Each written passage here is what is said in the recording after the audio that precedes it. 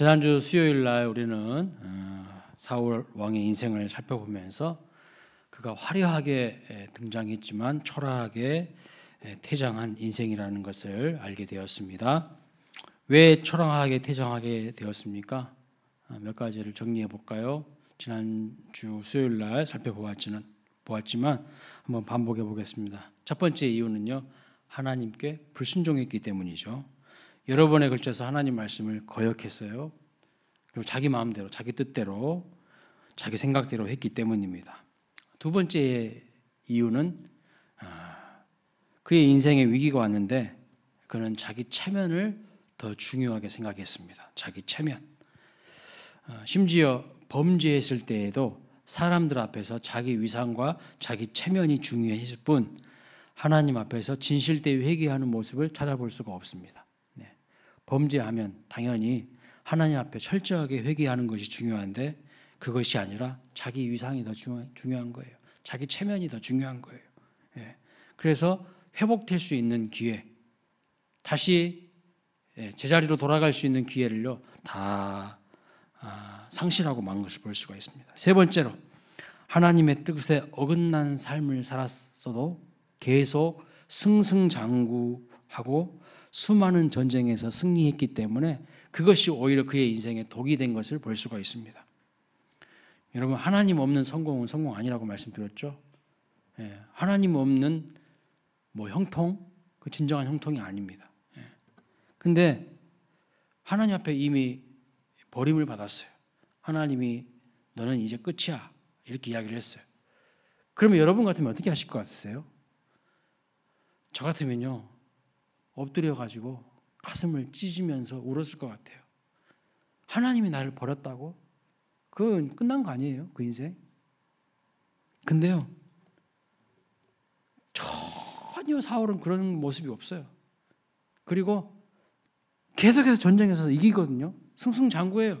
그러니까 괜찮네. 하나님이 나를 버리셔도 괜찮네. 잘 먹고 잘 살기만 하고 있네. 그래서 안주해버리는 거예요. 그래서 그 성공이요, 그 승승장구한 것이, 그 전쟁에서 승리하는 것이 오히려 그의 인생에 독이 되어서 하나님 앞으로 끝까지 돌아가지 않습니다. 끝까지 돌이키지 않아요. 그렇기 때문에 마침내 초라한 인생으로 마무리되는 것을 볼 수가 있습니다. 자, 오늘 또 지난주에 이어서 사울 왕의 인생을 하나님의 말씀, 성경을 통해서 평가해 보고 반면교사를 좀 삼기를 원합니다. 그리고 오늘로써 이제 사무엘상을 마무리하겠습니다.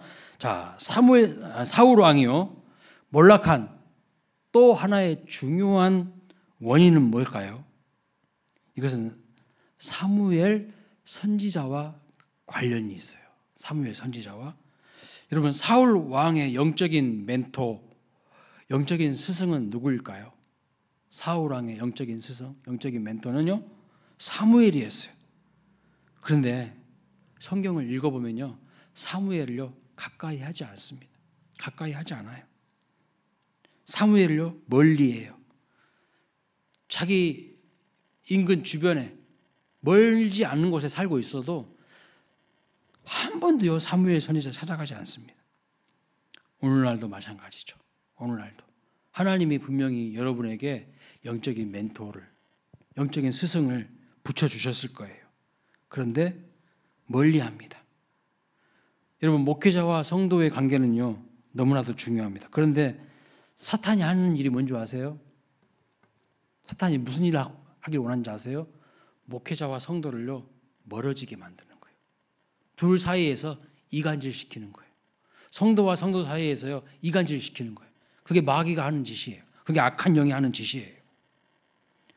그래서요, 목회자가 하는 말씀이요 귀에 하나도 들리지 않도록 만들어요. 온갖 미워하는 마음, 잘못된 마음과 생각들을 사단이 주입시켜요. 그래서 강단에서 선포되는 하나님의 말씀이 하나도 내 귀에는 안 들리게 만드는 거예요. 그거 아주 큰 문제라는 거 알아야 돼요.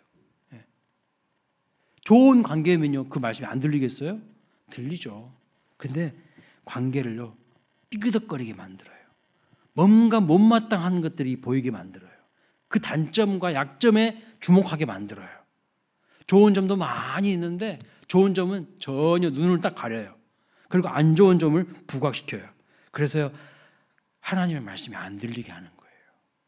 그게 마귀의 작전인 걸 알아야 돼요. 사울왕도요, 사무엘이라는 훌륭한 하나님이 선지자요, 제사장이요, 지도자를 주셨음에도 불구하고 가까이 하지 않습니다. 그리고 자기 생각대로만 하다가요, 결국 이렇게 비참한 인생으로, 초라한 퇴장으로 인생 끝나는 것을 볼 수가 있는 것이죠. 목회자를 신뢰하지 못하기 때문에, 목회자를 미워하기 때문에, 목회자에 대한 허물과 부족함, 그것만 집중해서 보게 되면요, 하나님의 말씀이 들리지 않아요. 그래서 마귀가 하는 짓이 뭐냐면요, 하나님의 말씀을 들리지 않도록 메신저를 공격하게 하는 거예요. 메신저를. 하나님 말씀을 전하는 사람을요, 공격하게 만드는 거예요. 이것이 바로 악한 영의 작전이라는 것을 알아야 합니다. 성경은 분명히 이렇게 말씀하거든요. 갈라디아서 6장 6절 말씀 읽어보겠습니다. 시작. 가르침을 받는 자는 말씀을 가르치는 자와 모든 좋은 것을 함께하라. 예, 모든 좋은 것을 함께하라고 했어요. 근데 함께하기를 원하지 않아요. 예. 어떤 맥락에서 이 말씀을 하고 있습니까? 갈라디아서 6장을 보니까요, 무엇이든지 심는 대로 거두리라 라는 말씀을 하면서 이 말씀을 하고 있어요. 그러니까 한마디로 말하면 풍성한 은혜와 축복의 열매를 거두기를 원하느냐, 그렇다면은 말씀을 가르치는 자와 함께 모든 것을 함께 하라고 말씀하고 있어요. 그런데요, 사울은요, 자기가 힘이 있다고, 자기가 왕이라고 교만 떨면서요, 사무엘 선지자를요 멀리했어요. 누가 나한테 가르쳐? 내가 왕인데. 네가 나한테 배워야지. 뭔 소리 하고 있어? 이런 거예요. 교만이 하늘을 찔러요. 자기 생각대로 하는 거예요. 그 결과 그 교만하며 그를 망하게 한 것입니다. 겸손은 존귀의 길잡이이지만 교만은 패망의 선봉이라 했죠. 하나님의 말씀을 가르치는 영적인 멘토와 영적인 스승이 없는 사람은요, 인생이 비참한 거예요. 가장 미련한 사람이고 교만한 사람입니다. 하나님의 말씀으로 가르침 받지 않고 지도를 받지 않는 사람은요, 참 미련한 사람이에요. 여호와를 경외하는 것이 지혜의 근본이라고 했는데, 미련한 자는 그 지혜와 훈계를 멸시한다고 자문에서 말씀하고 있어요. 멍청한 거예요. 멍청한 거. 멍청해서 망한 거예요. 미련한 자는요, 지혜와 훈계를 멸시한다니까요. 하나님 경외하지도 않아요. 그래서 쉽게 말하면 사울왕이 왜 망했는가? 멍청해서 망한 거예요. 지혜와 훈계를 멸시해서, 하나님의 말씀 무시해서 망한 거예요. 가장 훌륭하고 탁월한 영적인 지도자들을 붙여주셨음에도 불구하고요, 멀리해요. 멀리해. 가까이 하지는 않습니다. 그러니까요, 곧 넘어지는 인생이 되고 마는 거예요. 나에게 조언해주고 기도해주고 가르쳐주고 인도해 줄 텐데, 그런 사람은 멀리하고요, 이상한 사람들은 가까이 해요. 이상한 사람들. 예? 부정적이고 남 비난하고, 예? 하나님 나라 뜻대로 하나님 나라 반대편에 서 있는 사람하고는 가까이 해요. 어떻게 그 인생이 잘 될 수가 있겠습니까? 자, 또 한 가지 사울왕이 무너진 원인은 무엇입니까? 시기하고 질투하는 마음이에요. 시기하고 질투하는 마음이 가득했어요. 다윗을 만나고 사울왕은요, 다윗을 질투하기 시작했어요. 이스라엘 여인들이요, 사울은 천천히인데 다윗은 만만이라고 하니까 그 말 듣고 막 시기 질투가 발동하기 시작한 거예요. 사울왕은 이스라엘 나라의 왕으로서 그의 주적은 누구냐면 블레셋입니다. 블레셋. 허구한 날 하나님의 백성들, 하나님 나라 괴롭힌 블레셋이 주적임에도 불구하고 오히려 다윗을 주적으로 삼고요, 다윗 죽이기에만 몰두한 것을 볼 수가 있어요. 여러분 마음속에 혹시라도 나 이 인간은 정말 싫어, 용서하지 못해 하는 사람 있습니까? 그 여러분 스스로를 위해서라도 용서를 해야 돼요. 여러분 스스로를요, 잘 못되게 하는 거예요. 그게 그 용서하지 못하는 마음이 땅에서도 매이면 하늘에서도 매인다고 했어요.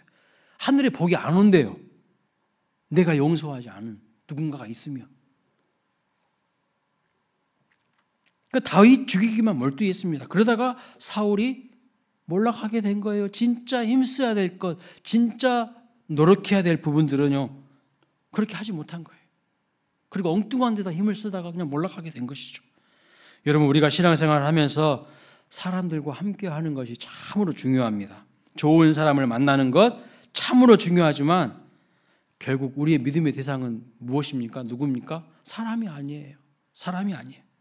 내가 바라봐야 될 초점은요, 하나님이지 사람이 아니야. 근데 사울왕은요, 믿음의 대상이, 믿음의 초점이 하나님이 아니라 사람이야. 그것도 연약한 사람. 그리고 내가 미워하는 사람. 그 사람에게만 계속 초점을 맞추고 있는 거예요. 대부분의 사람들이 시험에 들고 실족하게 되는 이유가 뭐냐면요, 믿음의 포커스가, 믿음의 초점이요, 사람에게 맞춰져 있기 때문이에요. 사람에게. 저 인간만 생각하면 화딱지가 나. 불만이 많아. 그것은요, 하나님의 사람으로서 지금 내가 바라봐야 될 대상을 잃어버린 거예요. 하나님 바라봐야 되는데 하나님을 바라보지 않고 환경과 상황과 사람만 바라보고 있어요. 문제만 바라보고 있어요. 그러니까요, 실족하게 되고 시험에 빠지게 되고요, 믿음을 잃어버리니까 다 잃은 거예요. 하나님과 하나님의 말씀을 믿는 것이 아니라 사람을 지나치게 의지하고 있기 때문에 사람에게 실족하게 되는 거 아닙니까? 자, 그리고 내가 싸워야 될 대상은요, 자세히 보십시오. 다른 사람이 아니라 사실은요, 나예요. 나의 못난 자아예요. 아직도 시퍼렇게 살아서 꿈틀꿈틀거리고 있는 나의 이 옛 자아를 십자가에 못 박아야 되는데, 그렇지 못하고 엉뚱하게 내 옆에 있는 형제, 내 옆에 있는 자매를 대상으로 시기 질투하고 공격하는 것, 아주 어리석고 미숙한 모습입니다. 미숙한 거예요. 사울왕은요, 다윗을 주적으로 여기고 평생을 다윗을 잡으려고 했습니다. 오늘 우리도 알아야 됩니다. 나의 주적은 누굽니까? 내 남편입니까? 내 아내입니까? 내 직장 상사입니까? 아니에요. 원수 사탄이라는 것을 알아야 돼요. 우리 사이를요, 서로 멀어지게 하는 악한 영이라는 것을 알아야 돼요. 그런데 사실 사울왕을 몰락시킨 것은 자기 자신이에요. 자기 자신. 다윗 때문이 아니라 사울은 자기 자신의 좁은 인격 때문에 무너진 것을 볼 수가 있습니다. 다윗을 향한 시기 질투 때문에요, 사울왕은 몰락하게 된 거예요. 그의 주적은 블레셋과 싸우는 것이 아니라 다윗과 싸우는데 그의 에너지를 다 낭비하다가 결국은 몰락하게 되었다는 거예요. 그런데 왜 그러면 다윗을 향하여서 계속 시기 질투했는가? 그의 인격이요, 그릇이 넓지 못한 거예요. 밴댕이 송알 딱진 거예요. 구약 성경을 기록한 히브리어 영광이라는 단어가요, 카바드라는 단어입니다. 카바드, 영광이라는 단어가. 그 본래 뜻이 무슨 뜻이냐면 무겁다, 이런 뜻이에요. 무겁다. 영광이라는 뜻이 무겁다라는 뜻인데, 여러분이 모든 영광에는 무게가 있어요. 무게. 근데 사람이 그 영광을 감당할 인격이요, 훈련되지 않고 준비되지 않으면 그냥 무너져 내리는 거예요. 무너져 내려버리는 거예요.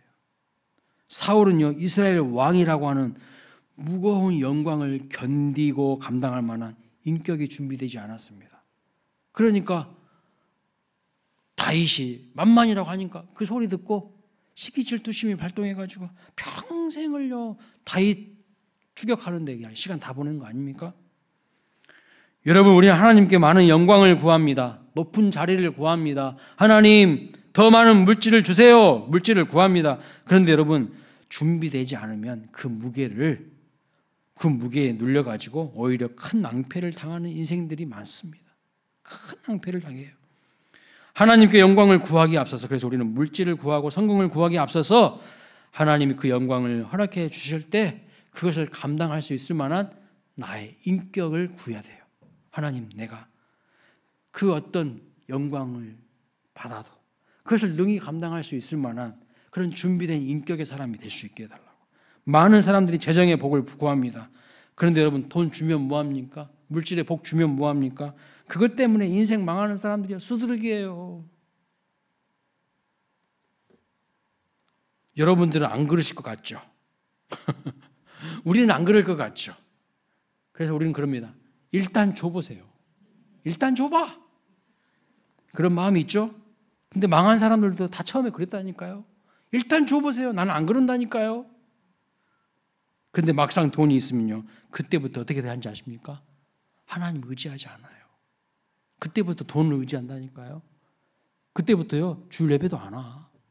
그거 가지고요, 맨날 세상에서 즐기고 엉뚱한 데다가 투자하고, 하나님 의지하지 않고 돈 생기면요, 그걸 어떻게 해서 더 불릴까, 이런 생각부터 하게 됩니다. 전혀 준비가 안 됐다는 뜻이에요. 전혀 준비가 안 됐다는 뜻이야. 평상시에 그의 나라와 그의 의를 구하지 않는 인생은요, 물질을 줘봐도 그것 가지고요, 하나님의 영광을 위해서 살아가는 게 아니라 하나님과 아무런 상관없는 짓을 하면서요 살아갑니다. 아무런 상관없는 일을 하고 계획을 세우고 그러다가 인생 망하고 끝나는 거예요. 재정의 복 달라고 하기 전에, 영광을 달라고 하기 전에 그릇이 준비되어야 한다는 거예요. 사울은요, 왕이 왕. 근데 하는 짓은요, 전혀 왕 같지가 않아요. 왕이 아니야. 사울 왕은 그릇이 작았습니다. 질투와 시기심이 가득했습니다. 결국 교만했습니다. 교만했기 때문에 누가 자기보다 뛰어난 것을 참지 못합니다. 그런데 처음에 사울은 참 겸손한 사람이었어요. 그러나 점점 시간이 갈수록 교만해졌습니다. 흥미로운 사실이 뭔지 아세요? 성경에 보면 동명이인이 있어요. 이름이 같은데 다른 사람. 신약 성경에도 사울이라는 사람이 나옵니다. 이 사람은요, 여러분 잘 알다시피 예수 믿는 사람들을 죽이고 학대하고 핍박하던 사람입니다. 요즘 말로 말하면 강력한 안티크리스찬이에요. 강력한 안티기독교예요. 그런데 이 사울이요, 예수님을 만나서 완전히 변화되어서 바울이 됩니다. 흥미로운 사실은 이 사람은 예수님을 만나고 시간이 흐르면 흐를수록, 세월이 가면 갈수록 어떻게 바뀌는가? 점점 더 겸손해져요. 더 겸손해져. 사도 바울이 여러 성경을 기록했는데 그중에 그가 쓴 서신서를 보면요, 자기 자신을 항상 소개하는 대목이 있어요. 고린도전서를 기록했는데요, AD 55년경에 자기 자신을 고린도전서에서 이렇게 기록합니다. 맨 나중에 만삭되지 못하여 난 자와 같은 내게도 보이셨느니라 하면서 고린도전서 15장 9절에 이렇게 말합니다. 나는 사도 중에 가장 작은 자다고. 네. 그런데요, 이로부터 약 5년 뒤에 예배소서를 기록할 때 AD 60년경에는요, 자기 자신을 에베소서 3장 8절에서 이렇게 기록합니다. 모든 성도 중에 지극히 작은 자보다 더 작은 나라고 고백해요. 더 겸손해지지 않았습니까? 제일 작은 자라는 거예요. 그로부터 약 또 4년 뒤에 AD 64년경에 디모데전서를 기록했는데 그때는 이렇게 기록합니다. 디모데전서 1장 15절. 죄인 중에 내가 괴순이라. 처음에는 사도 중에 가장 작은 자, 그 다음에 성도 중에 가장 작은 자, 그 다음에 죄인 중에 내가 괴수. 이렇게 자기 자신을요 더 낮추어서 겸손하게 고백하는 것을 볼 수가 있어요. 뭐 열등감이 많아진 걸까요? 열등감이? 자존감이 더 밑바닥으로 떨어진 것일까요? 그게 아니에요. 하나님을 알면 알수록, 하나님을 깊이 알면 알수록, 하나님을 깊이 만나면 만날수록 하나님 앞에서 내 자신이 누구인지를요 적나라하게 보게 되는 거예요. 왜 사도 바울이 예수님 만나고 세월이 흘러가면 흘러갈수록 더 자기 자신을 낮추어서 이렇게 겸손하게 고백할까요? 주님을 제대로 만나면 만날수록 사람이 더 깊어지면 깊어질수록요 사도 바울처럼 고백하게 됩니다. 근데 사울왕은 반대예요. 사울왕은 처음에는 겸손했어요. 그런데 시간이 흐르면 흐를수록요 점점 교만해져요. 점점 교만해져요. 그래서 하나님의 말씀도 다 무시하는 거예요. 두 사람의 사울을 오늘 우리에게 보여줍니다. 구약에 나오는 이스라엘 왕 사울은 처음엔 너무 겸손한 자였지만 시간이 갈수록 교만해졌습니다. 그리고 망한 인생이 되었습니다. 반면에 청년 사울은 처음에는 교만한 사람이었어요. 예수 믿는 사람들 학대하고 비판하고 죽이는 사람이었어요. 그런데 예수님을 믿으면 믿을수록 점점 겸손해지고 예수님 닮은 모습으로 그의 인생이 마무리되는 것을 볼 수가 있어요. 여러분, 우리는 점점 우리의 믿음과 인격이 성숙해지고 겸손해져서 주님 닮아가시기를 주님의 이름으로 축복합니다. 자, 여기서 한번 우리 다윗을 한번 잠깐 생각해 보겠습니다. 오늘 본문을 보니까 정말 큰일 날 뻔했어요. 큰일 날 뻔. 본문 1절, 2절 다시 한번 보겠습니다. 시작. 블레셋 사람들이 이스라엘을 침해 이스라엘 사람들이 블레셋 사람들 앞에서 도망하여 길보아 산에 엎드려 죽으니라. 블레셋 사람들이 사울과 그의 아들들을 추격하여 사울의 아들 요나단과 아비나답과 말기수아를 죽이니라. 자, 여러분 잘 기억하시겠지만 다윗은요 블레셋 진영에 있었습니다. 이스라엘 진영에 있지 않았어요. 블레셋 부대와 함께 전쟁에 출전한 준비를 하고 있었습니다. 근데 이 전쟁의 결과가 뭡니까? 이스라엘이 망하는 거예요. 이스라엘이 몰살당하는 겁니다. 그런데 만약 하나님이 이 전쟁에 개입해 주시지 않았다면 다윗은요 이 전쟁에 참가해서 어떻게 됐을까요? 이 전쟁에 참가해서 생각만 해도 끔찍합니다. 하나님이 개입해 주셔가지고 막판에 블레셋 사람들의 마음을 움직여서 다윗이 참가하지 않을 수가 있었던 거예요. 만약 블레셋 편에서 이스라엘과의 전쟁에 참가했다면 다윗은요 하나님 나라의 원수 편에 서서 싸운 게 된 거예요. 하나님 나라의 장수가 하나님의 군대를 이루하여 싸워야 되는데 그게 아니라 원수의 진영에서 하나님의 군대를 몰살시키는데 앞장설 수도 있었다는 뜻입니다. 하나님이 그때 개입해 주신 것이 얼마나 감사한 건지 몰라요. 하나님이 개입해 주셨어요. 하나님께서 인생에 개입해 주시지 않았다면 지금 하나님 나라 반대편에 서서 주님의 몸된 교회를 열심히 핍박하고 기독교를 혐오스럽게 바라보는 사람들도 많을 겁니다. 신약 성경에 나오는 이 청년 사울은요 하나님 나라 반대편에 서서 그냥 열심히 특심이어가지고 믿는 사람들을 학대하고 핍박하고 반대했던 사람입니다. 그런데 그의 인생에 예수님이 개입해 주셨어요. 다메섹 도상에서 그를 만나 주셨어요. 그래서 변화되지 않았습니까? 만약 다메섹 도상에서 예수님이 그의 인생에 개입하지 않았다면, 간섭하시지 않으셨다면요, 청년 사울은 주님 반대편에 서서 열심으로 하나님 나라를 반대하고 성도들을 학대했을 것입니다. 저도 한번 생각해 봤어요. 저도 가끔 이런 생각을 합니다. 내 인생에 하나님의 은혜가 없었다면, 하나님이 개입해 주시지 않았다면, 하나님이 간섭하지 않으셨다면요, 저도 많이 기독교와 교회를 아마 학대하고 박해했을 것 같아요. 왜냐하면 제가 목사 아들 아닙니까? 목사 아들 아닙니까? 제가 기독교의 내부를 잘 아는 사람 아닙니까? 이런 사람들이요, 하나님의 은혜가 없으면요 더 심각해져요. 더 심각해진다고. 조금 안 가가지고요 얼마나 안티크리스찬들 보세요. 다 예전에 교회 다녔던 사람들이야. 근데 그 사람들이 믿음이 사라지니까요 교회를 박해요. 핍박해요. 얼마나 많이 오해하고 있는지 몰라요. 하나님의 도우심이 아니었다면요 저는 우리 부모님 눈에 아마 피눈물 흘리게 했을 사람입니다. 그런데 하나님의 은혜로 제가 죄인인 것을 철저하게 깨닫게 하시고 하나님의 은혜가 아니면 아무것도 아닌 존재라는 것을 고백하게 하셨어요. 여러분 철학자 니체 아시죠? 니체가요 목사 아들이었어요. 근데 니체가 뭐라고 주장합니까? 하나님 없다고 주장한 사람이었어요. 신은 죽었다 그렇게 주장했어요. 그러면서 그가 뭘 강조합니까? 초인 사상을 강조해요. 응? 하나님 죽었으니까 뭐 하나님 그따위 것 의지하지 말고 네 스스로가 강력한 인간이 돼. 초인이 돼. 초인. 네 스스로가 슈퍼맨이 되란 말이야. 슈퍼맨이. 뭐 하나님 의지하지 하려고 그래. 그걸 주장했던 사람이 니체예요. 여러분 자녀들 중에 부모님은 예수님을 믿고 하나님 나라와 교회를 위해서 열심히 섬기시는데 자녀가요 망나니가 나올 수가 있어요. 자녀가 망나니가 나올 수가 있어요. 하나님께서 개입해 주시도록 기도하셔야 됩니다. 기도하셔야 돼요. 하나님 내 자녀의 인생에 개입해 주십시오. 제가 제 인생을 생각해 보니 부모님의 기도 때문에 제가 이 자리에 서 있는 것 같아요. 그런 생각을 할 때가 많습니다. 첫째는 물론 하나님의 은혜고요. 두 번째는 눈물의 기도예요. 부모님의 눈물의 기도. 우리는 하나님이 내 자녀들 인생 책임져 주시고 하나님 나라와 교회를 위하여 쓰임받는 인물이 될 수 있게 해달라고 밤낮 부르짖어 기도해야 됩니다.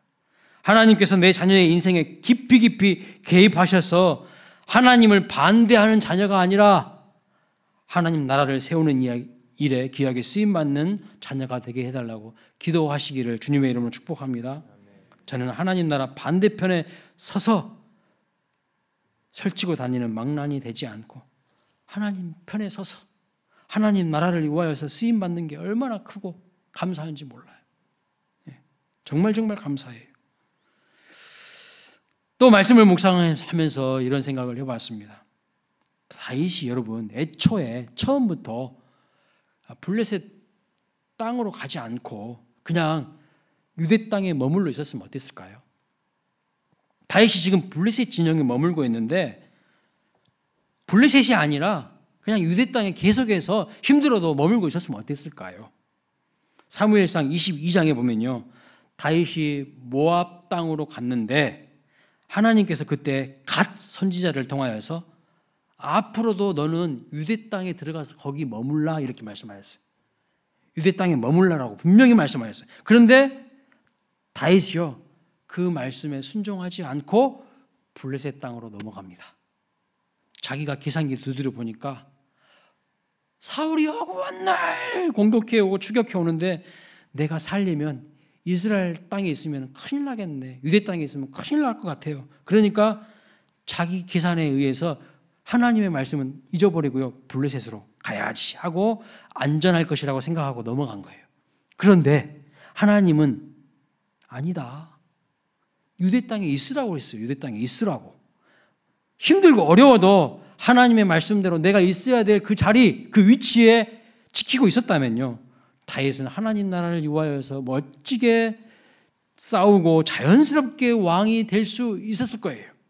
그럼에도 불구하고 자기 자리를 지키지 않았기 때문에요. 왕이 되는데 많은 산전수전 어려움을 겪게 되는 것을 볼 수가 있어요. 블레셋 땅으로 넘어가가지고 거기서 허송세월을 많이 했어요. 오늘 우리에게 주시는 분명한 메시지가 있습니다. 하나님이 뜻하신 그 자리에서 힘들어도 사명 감당하며 있는 것이 정말 중요하다는 거예요. 근데 다윗은 그러지 못한 거예요. 그냥 자기가 계산기 두드려보고 자기 판단에 하나님 말씀 무시한 거예요. 여러분 성도가 지켜야 될 자리가 뭡니까? 어디입니까? 성도가 있어야 될 곳이 어디입니까? 기도의 자리예요. 예배의 자리입니다. 순종과 섬김의 자리 아닙니까? 그 자리만 잘 지켜도요 때가 되면 하나님의 복과 은혜가 임합니다. 하나님의 복과 은혜가 임해요. 그래서 시편 133편에 이렇게 말하죠. 형제가 연합하여 동거하는 그 자리만 잘 지켜도 하나님이 거기서 복을 주신다고 말씀하고 있어요. 그 자리에서 복을 주신다고 말씀하셨어요. 그런데 오늘 우리는요 자리 잘 못 지켜요. 자리 잘 못 지킨다고요. 요한복음에 보면 도마 있잖아요. 예수님의 제자 중에 도마가 왜 의심 많은 도마가 된 줄 아십니까? 요한복음 20장을 읽어보면요 그 이유가 잘 설명되어 있어요. 처음부터 도마가 의심 많은 사람 아닙니다. 도마의 어떤 성격과 성향과 기질이 의심 많은 성향이 있어서 그렇게 된 거 아니에요. 성경은 분명히 말합니다. 예수님이 제자들에게 나타나실 때 도마만 그 자리에 없었어요. 부활하신 주님이 예수님 제자들을 찾아갔어요. 근데 그 자리에 누가 없었어요? 도마가 없었어요. 그리고 나서 나중에 의심하는 거예요. 나는 못 봤으니까, 나는 이 부활하신 주님 못 만났으니까 나는 믿을 수 없다고. 그렇게 이야기한 겁니다. 다른 제자들은요 부활하신 주님을 만나서 다 부활을 경험했어요. 그런데 도마만 그 자리에 없었어요. 그러니 믿지 못하고 의심하죠. 물론 주님이 다시 오셔가지고 도마에게 허리에 난 창자국, 손에 난 못자국 다 만져보게 하시고 도마가 믿게 되는 것을 볼 수가 있습니다. 그러나 처음에 도마는요 의심했습니다. 무슨 말입니까? 우리가 있어야 될 자리가 있어요. 성도가 있어야 될 자리, 그 자리에 있어야 된다는 뜻입니다. 하나님이 뜻하신 그곳에 항상 감사함으로 사명 감당하면서 충실히 그 자리에서 당당히 서 있는 저와 여러분 되시기를 주님의 이름으로 축복합니다. 자, 말씀을 마칩니다. 사무엘상은요, 우리에게 무슨 말씀하고 있는가? 너 사울의 길을 가고 싶냐? 아니면 다윗의 길로 가려고 하느냐? 어떤 선택을 해야 하는지 우리에게 묻고 있는 것입니다. 그 사람이 어떤 선택을 하는지를 보면요, 그 사람의 가치관을 알 수가 있고 그 사람의 됨됨이를 알 수 있어요. 예. 저는 청년 시절에 깜짝깜짝 놀라는 경험들을 좀 했는데, 그게 뭐냐면 우리 같이 청년의 활동을 했어요. 청년부 활동을 했는데 우리 선배 그 누나들이 결혼을 할 때 전혀 믿음 없는 사람하고 결혼을 하더라고요. 와, 충격받았어요. 그렇게 막 교회에서 열심히 막 교사하고 찬양팀하고 성가대하고 교회 일 다 하고 막 그런 누나들이었는데 결혼할 때 되니까 돈 많은 사람하고 가더라고. 와, 돈 많은 사람. 예. 겉모습하고 달라요. 그 사람이 뭔 생각하고 있는지 달라요. 속지 마세요, 여러분. 예. 그래서요, 좀 지나니까 무슨 일이 있었냐면 또 이혼한다고 막 눈물바람을 하더라고. 와, 이것도 놀랬어. 또 돈 많은 사람 만났으니까 잘 살 줄 알았더니 울어. 막 교회 와서 울어.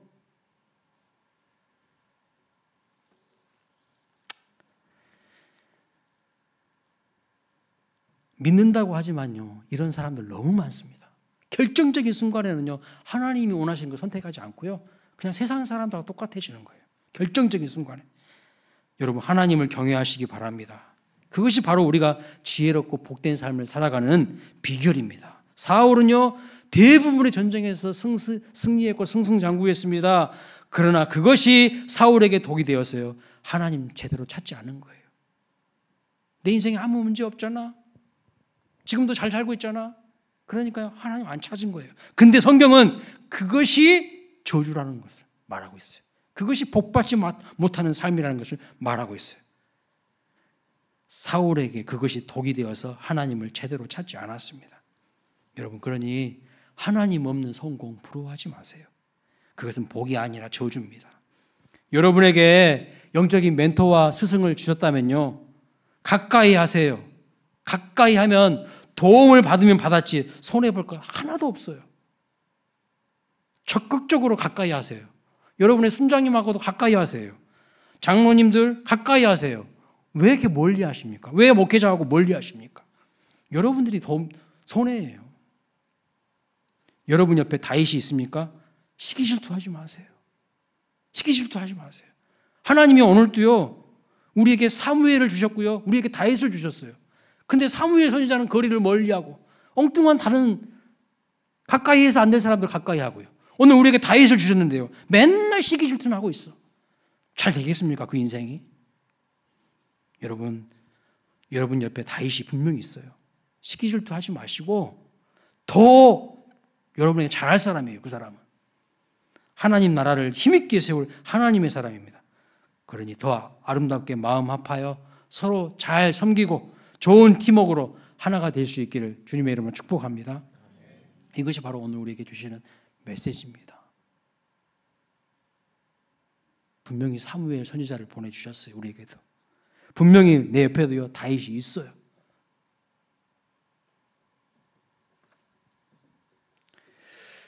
이런 모든 관계 가운데에 하나님이 복을 주신다는 것을 믿으시기 바랍니다. 땅에서 풀리지 않으면 하늘에서도 풀리지 않는데요. 인간 관계 가운데에 막히고 풀리지 않는 관계가 있으면요, 하나님이 복을 주실 수가 없대요. 내가 누군가를 용서하지 않으면요, 하나님도요, 우리를 용서하지 않는다고 말씀하고 있어요. 엄청 심각한 이야기 아닙니까? 주기도문에서 분명히 그렇게 말씀하고 있잖아요. 우리 주기도문 할 때마다 그걸 말하고 있잖아요. 고백하고 있잖아요. 내가 누군가를 용서하지 않는데 하나님이 나를 어떻게 용서할 수 있습니까? 그런데 사울은요, 끝까지 시기 질투하는 마음으로 다윗을 죽이려고 한 거예요. 그 마음을 풀지 못한 거예요. 그러니 그게 어떻게 된 거예요? 그 인생이 자기 스스로 자살해서 인생 마감하죠. 오늘 우리는 이런 내용들을 통하여서 반면교사로 삼아야 될 줄로 압니다. 하나님, 내가 사울왕과 같은 그런 어리석은 길로 가지 않게 해주시고 다윗과 같은 믿음의 길로 갈 수 있게 해달라고. 오늘 우리 모두가 하나님 앞에 쓰임받는 아름다운 복된 삶 살아가시기를 주님의 이름으로 축복합니다. 자.